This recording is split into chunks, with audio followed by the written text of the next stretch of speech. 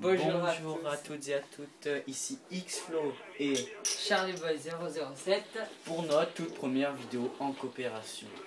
Nous avons tous les deux notre chaîne YouTube avec, j'ai fait quelques vidéos, vidéos, je crois. Oui, Quelques moi aussi vidéos. j'ai dû en Donc, faire on commence. 4 ou 5, donc je pense que celle-là sera ma 5e vidéo. Donc j'espère avoir de bons commentaires, hein, vu que ça sera mes toutes premières vidéos. Donc voilà, on joue un petit peu au lance-roquette quelques fois pour rigoler. Alors c'est parti pour la vidéo. Donc c'est un match à mort par équipe sur la map, je ne sais plus. C'est une nouvelle map. C'est une map ça lag un peu. J'aime pas trop le nom de cette map moi. Même si elle est pas mal quand même. Donc je joue avec un sniper ML9 en arme secondaire, un lance-roquette. Donc je ne sais pas pourquoi j'ai pris cette arme. Parce que c'est moi qui l'ai mis. C'était pour rigoler parce que je l'ai débloqué il n'y a pas longtemps. Donc je vais choisir la classe. Avec le python que j'ai prévu pour la vidéo. On va essayer de monter level 32. Ah, ça l'a plu. C'est parfait. D'accord. Donc, alors, voilà. J'ai ma classe. Donc je vais pouvoir faire un peu découvrir la map. Donc c'est nos débuts sur cette map. Dans la dernière vidéo, Charlieboy a un peu présenté Call of the Dead. Ouais. Plusieurs vidéos sur Call of the Dead, ouais, exactement. Ou d'ailleurs, nous avons mal joué, car nous ne sommes pas allés très loin. Donc voilà, dans les nouvelles maps, on peut ouvrir quelques portes comme ça. Et les fermer aussi, ce qui est un petit peu chiant quand l'ennemi est juste devant vous et qu'il ferme la porte. Donc, pour parler de mes vidéos de Call of the Dead, c'est vrai que c'était mes premières parties, donc j'ai pas très bien joué. Bon, maintenant c'est un petit peu amélioré. Donc, je vais laisser parler Xflow un petit peu. Donc voilà nos retours sur cette map. C'est attendu, hein, ce qui est sorti le, si je me rappelle bien, le 30 ou le 3 juin. Ah oui, voilà, le 3 juin. Pardon. Le 3 juin. Donc, voilà.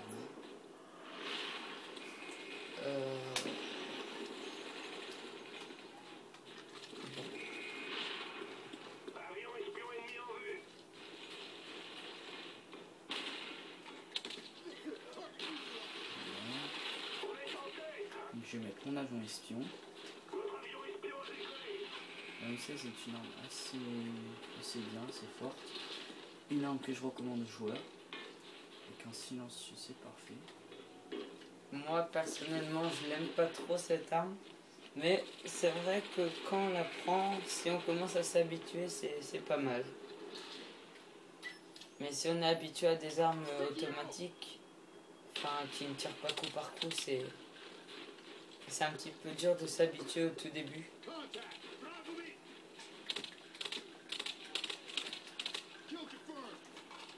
Voilà. C'est vrai que si on appuie une seule fois sur la touche et qu'on vise bien, bah, le joueur meurt directement. Donc là je vous montre un peu la M16. J'ai pas eu trop l'occasion de jouer au courant de SMP, donc ce que je vais faire c'est ça. J'aime bien moi le stunner aussi, mais ça reste une arme assez lourde. Donc ce que j'aime pas c'est que votre personnage ne court pas assez vite. Même là, avec Marathon Pro derrière. Donc, je vais pouvoir rejouer au sniper.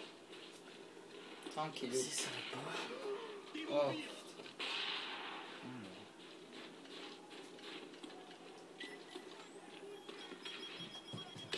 Donc je viens de commencer mes vidéos sur YouTube. Celle-là ça va être ma 5e ou 4e vidéo. Je sais pas trop. On verra bien. putain, nous avons un avion espion, ce qui va permettre aux ennemis de tous devenir, ce qui va nous faciliter un peu la tâche. On voit aussi un joueur qui joue à l'arbalète. Donc j'ai l'avion espion. Moi aussi je vais mettre dans la maison. Oh, il y a une clé morte. Attention. Nice.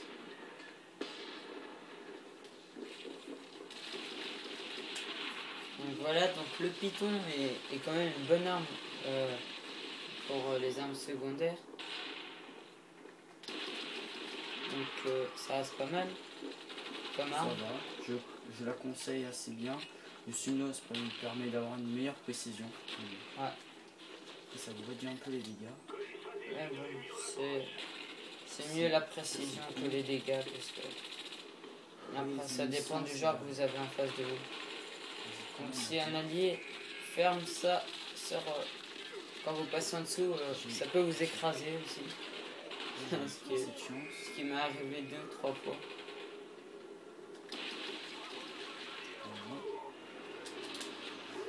Donc nous gagnons 3800 à 2800, ce qui est assez favorable. Leur maison. Non, leur maison. Il y en a 2. Ouais.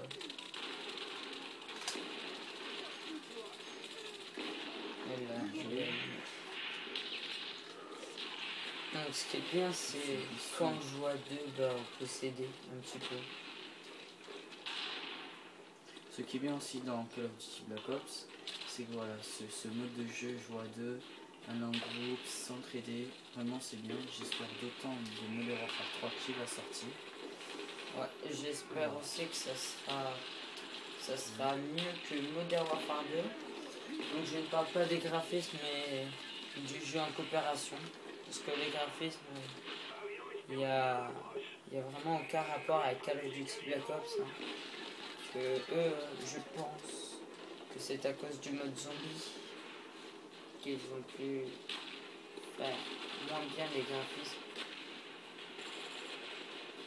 Mais qui reste quand même un jeu, enfin qui reste quand même un Call of Duty. Donc le jeu en ligne c'est silencieux. Pour ceux qui aiment les Call of Duty, bah, c'est quand même pas mal.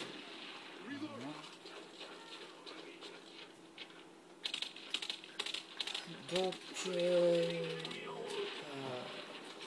te laisser parler. Hein.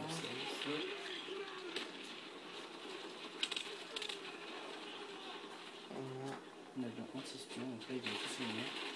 C'est ça, voilà. Ouais. Donc moi j'ai une technique, mais bon, souvent les joueurs en ligne la prennent quand c'est vos alliés. Donc la technique c'est que quand vous mettez une caisse, enfin quand vous lâchez une caisse, un colis stratégique, et que c'est des munitions, je vous conseille de laisser les munitions sans les prendre, à part si vous les faut. Comme ça tous les ennemis ils viennent, les Art of Law. Comme ça il y a tous les ennemis qui viennent autour de vous et vous pouvez les attendre en campant, même si c'est pas une super bonne solution. Mais ça marche quand même. Donc c'est un jeu qui est pas mal. Enfin une solution pas mal je veux dire.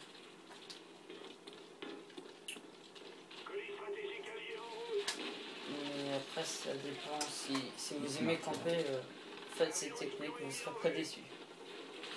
Moi personnellement je ne campe pas. Je snipe. Voilà, vous voyez une petite campeuse qui joue en ce moment. Je vais faire de même pas vu.